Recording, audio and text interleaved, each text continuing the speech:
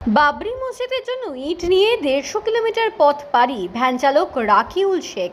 পেশায় ভ্যান চালক রাকিউল শেখ বাড়ি মালদা জেলার বরকতাবাদ এলাকায়। বাবরি মসজিদের জন্যই সদর মালদা জেলা থেকে মুর্শিদাবাদের বেলডাঙাতে যাওয়ার জন্য বেরিয়ে পড়েছেন এক ভ্যান চালক ভারতের জাতীয় পতাকা নিয়ে এবং সঙ্গে কিছু ইট নিয়ে যাচ্ছেন বাবরি মসজিদে ইট দেওয়ার জন্য। রীতিমতো সেই ছবি ভাইরাল নেট দুনিয়ায়।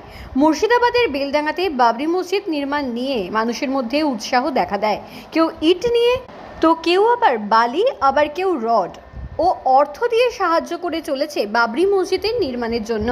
এবং সেই ছবি দেখে উৎসাহিত হয়েই মালদা জেলা থেকে ১৫০ কিলোমিটার পথ পাড়ি দিয়েছেন বেলডাঙার বাবরি মসজিদের জন্য এক ভ্যান চালক রাকিউল শেখ। তিনি মোবাইলে ভিডিও দেখেছেন বাবরি মসজিদ নির্মাণের জন্য সাধারণ মানুষ যে যা পারছেন দান করছেন। সেই ভিডিও দেখে উৎসাহিত হয়ে রবিবার ভোরবেলায় বেরিয়ে পড়েন বাড়ি থেকে কিছু ইট এবং সঙ্গে জাতীয় পতাকা নিয়ে।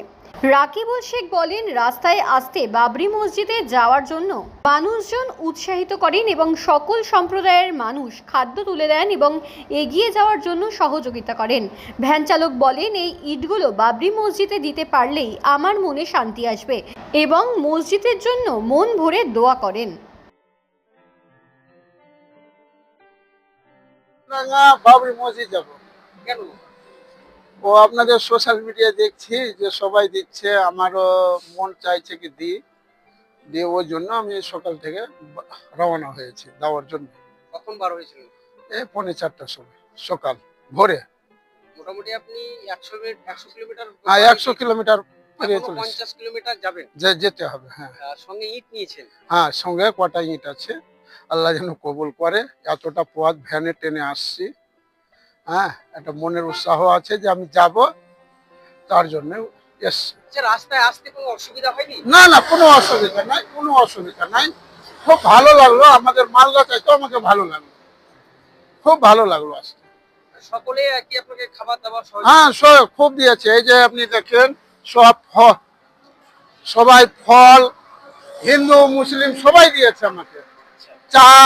চা অনেক কেউ খাইয়েছে, অনেকে হয়তো ফল দিয়েছে, কলা দিয়েছে, রুটি দিয়েছে, যে যা পেরেছে দিয়েছে। কেউ হয়তো টাকাও দিয়েছে 100-200। এরা ভাই রাস্তাতে যাবা খাবার, ঋণ আমার মনে থাকবে যে হ্যাঁ গেছিলাম মুর্শিদাবাদ, তো ভাইরা আমার খুব হেল্প করেছে। আমার নাম রাকিউল শেখ। আমি ভ্যান চালক। মালদা জেলার কোথায় বাড়ি? আমার বাড়ি হচ্ছে সাদিপুর, বরকতাবাদ গ্রামের নাম।